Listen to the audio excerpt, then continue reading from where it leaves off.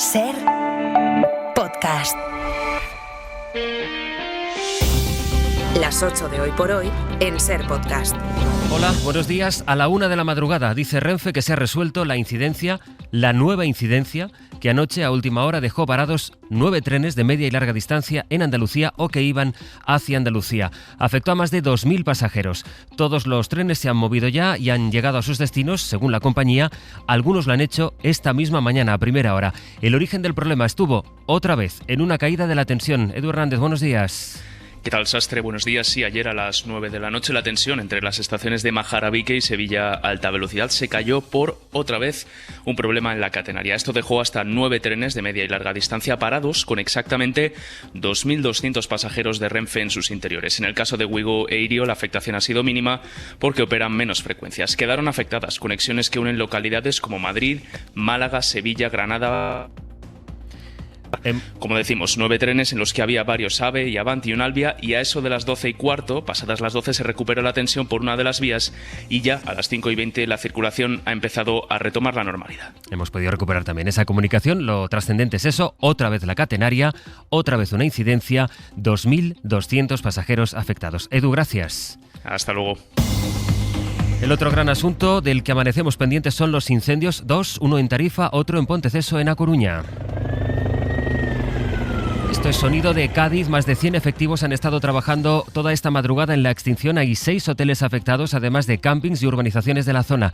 Es ahí donde los servicios de emergencia han encontrado más problemas, en el desalojo de cientos de personas que pasan las vacaciones precisamente en esa zona del país. Desde Ser Algeciras, Rubén García, buenos días. Buenos días, Astre. Sí, la situación fue caótica. La rápida propagación de las llamas por el viento de levante obligó al desalojo y evacuación de cientos de personas que estaban en los campings, hoteles y chiringuitos de una localidad tan turística como es Tarifa en pleno mes de agosto, y eso acabó provocando retenciones en la carretera, en la Nacional 340, donde casi 5.000 vehículos trataban de abandonar la zona. Las llamas se extendieron hacia el paraje de La Peña, afectando una amplia zona forestal y zona rural. También fueron desalojadas varias casas. Ninguna de las personas desalojadas pudieron regresar para dormir y han pasado la noche en varias instalaciones habilitadas por el Ayuntamiento de Tarifa y la Junta de Andalucía. La carretera Nacional 340 ya se ha abierto al tráfico, pero las autoridades han pedido que no se transiten por ella durante las primeras horas de la mañana. Hasta 17 medios aéreos llegaron a participar en el dispositivo, se retiraron con la noche, ahora se incorporan con el amanecer junto a los más de 100 bomberos forestales que tratan de estabilizar el fuego. A las 8:30 hablaremos en directo con el consejero de Presidencia de la Junta para actualizar la situación del fuego en Tarifa. El otro incendio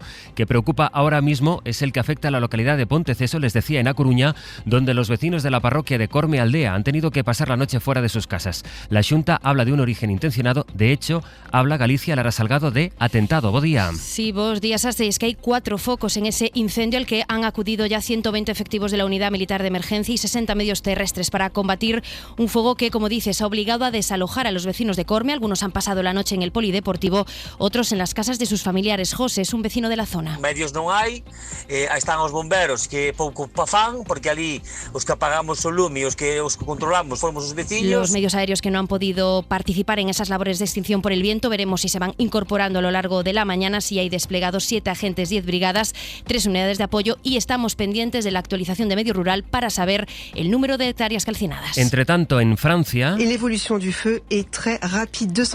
noticia un gran incendio que ha quemado ya más de 11.000 hectáreas, que se está produciendo en el sur del país, de hecho muy cerca de la frontera con España.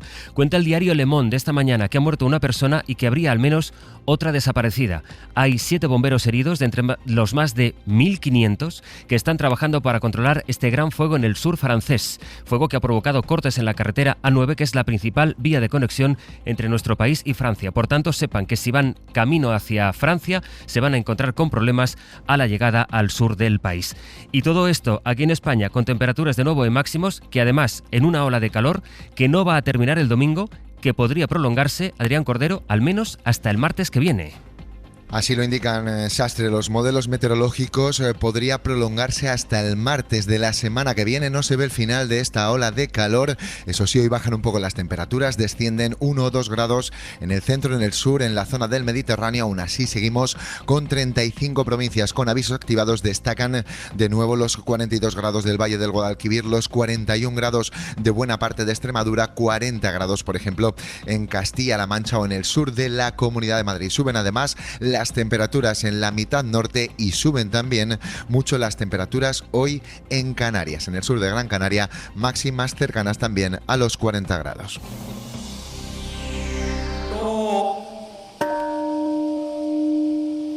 Lo más reciente es también lo más simbólico. Es esta imagen, este sonido que se ha producido esta madrugada hace apenas unas horas en Japón, que ha conmemorado así a la hora exacta en la que cayó el 80 aniversario del lanzamiento sobre Hiroshima de la primera bomba atómica. Esto que suena es la llamada campana de la paz y el primer ministro japonés ha dicho que nunca debemos repetir lo que ocurrió en Hiroshima y en Nagasaki. Hace apenas unos días les contamos aquí cómo Estados Unidos y Rusia volvieron a escalar sus amenazas y hablaron de los riesgos de una guerra nuclear. Las tensiones llevaron a Donald Trump a desplegar 2 submarinos nucleares y en un contexto de mayor tensión es relevante que hoy el mundo pueda recordar, aunque sea porque lo pide el calendario, el impacto de aquel episodio clave en el final de la Segunda Guerra Mundial. En la escena internacional, el gran protagonista a día de hoy sigue siendo Donald Trump, que se sirve de los aranceles para ir amenazando al mundo. Logró que Ursula von der Leyen fuera a Escocia, a su campo de golf, a asumir en nombre de Europa aranceles del 15%, pero no es un trato cerrado. Dijo ayer Trump, en varias entrevistas, que esos aranceles pueden ser del 35% si Europa, o sea, si nosotros no invertimos 600.000 millones de dólares en Estados Unidos. Dijo Trump, y lo dijo así: nos van a dar 600.000 millones para invertir en lo que yo quiera. Puedo hacer lo que me dé la gana con ese dinero. Se han aprovechado tanto de nosotros, los europeos, que ya es hora de que paguen, y van a pagar. Así es como Trump amenaza en la víspera de que mañana mismo entren en vigor sus aranceles y de momento, Bayo, no consta que haya, al menos de forma unitaria, una respuesta europea. No la hay, aunque si nos ceñimos a las declaraciones que hizo Ursula von der Leyen en julio tras sellar el pacto con Trump, Bruselas no contempla la posibilidad de que esos aranceles pasen del 15%. This 15% is a clear ceiling. Es un límite claro, dijo von der Leyen en Escocia y lo reiteró días después su comisario de Comercio Maroš Šefčovič. Desde entonces han sido varias las voces comunitarias que han criticado el pacto, desde Hungría a Francia, donde su ministro de Industria calificaba el pacto como desequilibrado. Lo cierto es que la Unión Europea anunció ayer que suspenderá 2 paquetes de contramedidas a los aranceles estadounidenses durante los 6 meses posteriores a que entre en vigor este acuerdo. Es lo que dijo un portavoz de la Comisión, sin dar más detalles sobre si habría respuesta a elevar los aranceles al 35% como amenaza Trump. Sobre la relación con Estados Unidos, por cierto, cuenta esta mañana el diario El País que el gobierno español ha frenado la compra de aviones de combate de Estados Unidos. Eran cazas F-35 considerados como la punta de lanza de la aviación de combate. Hace 2 años, España presupuestó 6.200 millones para estos aparatos, pero ahora pretende que la inversión en defensa se haga en Europa, no en Estados Unidos. Y sucede además que todo esto ocurre en pleno malestar de Washington con España por haber adjudicado a la compañía china Huawei el contrato para guardar de manera digital las escuchas telefónicas que haga la policía o la Guardia Civil aquí en España por orden de los jueces. En Gaza, 20 personas han muerto esta noche al volcar un camión que llevaba ayuda humanitaria, según ha informado el gobierno de la franja, que habla también de decenas de heridos. Dicen las autoridades palestinas que Israel obliga a los conductores a que tomen rutas llenas de civiles hambrientos que les lleva a atacar los camiones y asaltarlos. Este vehículo iba además por una carretera que había sido bombardeada antes y ha volcado sobre la multitud que se acercaba para obtener algo de comida. Han ido a por comida, el camión ha acabado volcando. De momento, al menos 20 muertos. Eso de esta noche. Así es como está la franja un día más. Franja que quiere ocupar del todo Netanyahu, aunque no sostiene a su propio ejército en contra. Tan es así que ha dejado para mañana la reunión de su gobierno prevista para ayer y en la que quería que el ejército secundara esa decisión. Desde Jerusalén, Nuria Garrido. ¿Qué tal? Buenos días. Si algo tenía claro ayer Netanyahu es que quería reunirse con el jefe del ejército tras cuestionarle su plan de ocupación total que quiere llevar a cabo en la franja de Gaza. La reunión duró 3 horas en un ambiente muy tenso y en ella Netanyahu ya se encargó de dejarle algo claro al jefe del ejército, y es que aparque sus dudas y que implemente en Gaza las decisiones que se tomen en el gabinete de seguridad. Recordemos que actualmente Israel controla el 75% del territorio gazatí y lo que quiere Netanyahu es ir a por el resto. es decir, a por las zonas donde en los últimos meses se ha ido concentrando la población forzosamente desplazada, como en Ciudad de Gaza o en Deir al-Balad, donde se sospecha que las milicias podrían estar reteniendo a los rehenes. Y a la espera de la decisión del Gabinete de Seguridad, la angustia sigue creciendo entre los familiares de los rehenes y también entre los gazatíes, hambrientos, desesperados y cansados, que no ven el fin de esta pesadilla. En un momento vamos con la crónica nacional, también la económica, con este dato, la venta de viviendas que va a una velocidad que no se veía aquí en España desde los años previos a la burbuja. Les decía que ayer supimos a qué ritmo se están vendiendo las casas en nuestro país, que es un país donde el acceso a una vivienda pues es una de nuestras mayores urgencias sociales. Bueno, solo en el primer semestre de este año se han vendido 360.000 casas. Es un número que no se veía desde hace 18 años, o sea, en los tiempos previos a la burbuja inmobiliaria. Para hacer la media, se están vendiendo unas 2.000 casas cada día, mientras los precios no dejan de subir. De forma que la pregunta esta mañana es ¿quién compra esas casas? Porque a diferencia de lo que ocurría en España en el boom de 2008, aquí no está tirando la vivienda nueva, sino que está tirando la de segunda mano. Pablo Anzola, buenos días. ¿Qué tal? Buenos días. Sí, más de la mitad de las hipotecas concedidas en España son para invertir y solo el 14%, poco más de 1 de cada 10, se concede para acceder a la primera vivienda. Son datos de Asufin que permiten entender mejor qué está tirando del mercado inmobiliario. Eso también está reforzando una componente, por así decirlo, especulativa, que quiere comprar para alquilar en rentabilidad o que quiere comprar para reformar y vender. José María Alfaro es el director de la FAI, la Federación de las Inmobiliarias. Además de todas las compras que tuvieron lugar el año pasado, casi el 50% se hicieron a tocateja. Un 10% tiene detrás a personas jurídicas, en su mayor parte bancos, aunque también empresas y promotoras, y casi un 15% se la quedan personas extranjeras. Ni 2 de cada 10 viviendas que se venden, cuando deberíamos de estar entre 3 y 4 viviendas de las que se venden de demanda de emancipación. Y todo mientras el número de propietarios con más de 10 viviendas ha aumentado un 20% en la última década. Las 8:13, el Gobierno va a empezar el traslado de menores migrantes desde Canarias a la península. Será desde la semana que viene y se harán grupos reducidos. Sara Selva, buenos días. ¿Qué tal? Buenos días. Canarias, Sara, acudió al Supremo porque sus instalaciones están ya desbordadas, no tenían más capacidad. El Supremo obligó al Gobierno a dar este paso y ahora lo que va a tener que hacer es decidir a dónde lleva a estos menores. Sí, y de momento no va a ser a Madrid. El primer traslado, el que van a hacer la semana que viene con 8 menores, no será allí, aunque no descartan hacerlo en el futuro. Aclaran en el Ministerio que no va a haber excepciones. Ha tardado 4 meses el Gobierno en hacerse cargo de estos niños y niñas. El Supremo le dio en marzo 10 días para hacerlo, luego en junio le dio un ultimátum, pero no ha sido hasta ahora, hasta agosto, cuando han encontrado una solución. Canarias lo celebra, dice Fernando Clavijo, que por fin se hace justicia con estos chicos. Están ya haciéndoles entrevistas para analizar sus necesidades. La mayoría, dicen en el Ministerio, vienen de Mali y tienen un perfil muy vulnerable. De ahí también que los traslados se vayan a hacer en grupos pequeños de unos 20 menores. Sara, gracias. Hasta luego. De la crónica política, ayer les destacábamos a esta hora la entrevista de Santos Cerdán, el exsecretario de organización del PSOE, que está en prisión desde el día 1 de julio, entrevista que concedió al diario La Vanguardia. Y en esa conversación le preguntaban, entre otras cosas, si ha habido financiación ilegal del PSOE. Él, Santos Cerdán, contestaba, no que yo sepa. En el PSOE no hicieron comentarios, todo lo contrario de lo que hizo el Partido Popular. Creo que lo más relevante de la entrevista no es lo que dice, sino lo que no dice. Porque hay que tener en cuenta que el ex número 2 del PSOE, que ahora mismo está en prisión, ha sido incapaz de confirmar rotundamente que en el Partido Socialista no existe financiación irregular.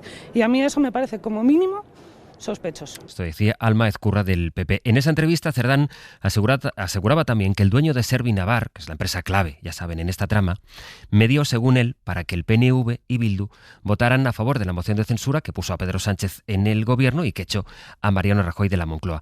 Y es eso, David Junquera, buenos días. Hola, buenos días. Lo que ha despertado de nuevo las siempre vivas, hay que decir, tensiones más en las últimas fechas entre el PP y el PNV. Sí, mientras el Gobierno y el Partido Socialista callan, el PP no para de hablar de la entrevista vía postal de Cerdán y de disparar a todas partes. A raíz de esta revelación, Tellado le preguntó en redes a Aitor Esteban ¿por qué mientes, Aitor? Recordando que el líder de los Getzales siempre ha asegurado que no conocía al constructor, al presunto corruptor de la trama, Anxón Alonso. El propio Esteban le ha respondido a Tellado, cree el ladrón que todos son de su condición, acusando al número 2 del PP de otro caso de currículum menguante. Tellado, que hace poco poco borró de su historial en la página del PP que es periodista, aunque haya ejercido como tal, le respondió: a ver, Aitor, te lo explico otra vez. Soy licenciado en Ciencias Políticas y he ejercido como periodista. ¿Ves qué fácil? Nada que ocultar. Y ahora vamos con lo tuyo. Ladrones son los que tú sostienes en el gobierno con el apoyo de tu partido en el Congreso. Feliz verano. Feliz no es desde hace ya bastante tiempo la relación entre el PNV y el PP.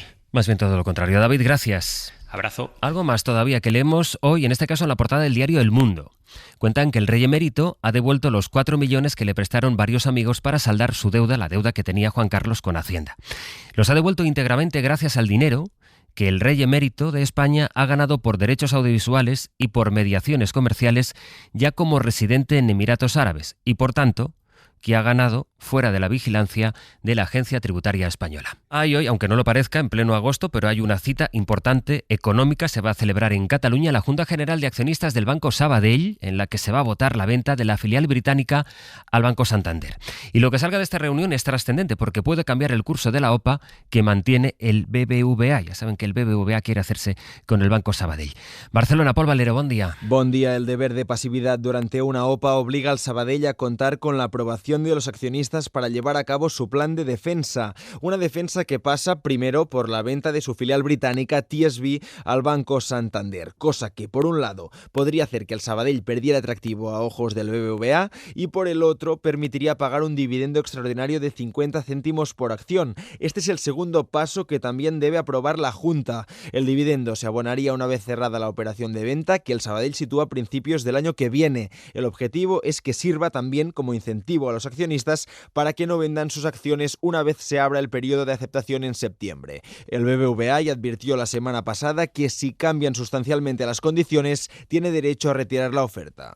Del exterior, el Reino Unido, el gobierno británico, el gobierno laborista del Reino Unido ha cedido a las presiones de los grupos ultras, de los partidos más ultras, y ha aprobado que la policía tenga que hacer públicos los nombres y la procedencia de los presuntos agresores sexuales que sean detenidos. Lo que teme el gobierno es que se produzca este verano lo que ocurrió ya el verano pasado cuando hubo incidentes racistas en algunas de las calles de ciudades del Reino Unido. Corresponsal en Londres, Lucas Font. Las presiones para que las fuerzas de seguridad revelen el origen étnico y la nacionalidad de los detenidos son una muestra más de la voluntad del gobierno laborista de mostrar mano dura contra la inmigración, unos cambios que está evaluando una comisión independiente y que el Ejecutivo quiere que se incluyan en las nuevas directrices dirigidas a los cuerpos policiales.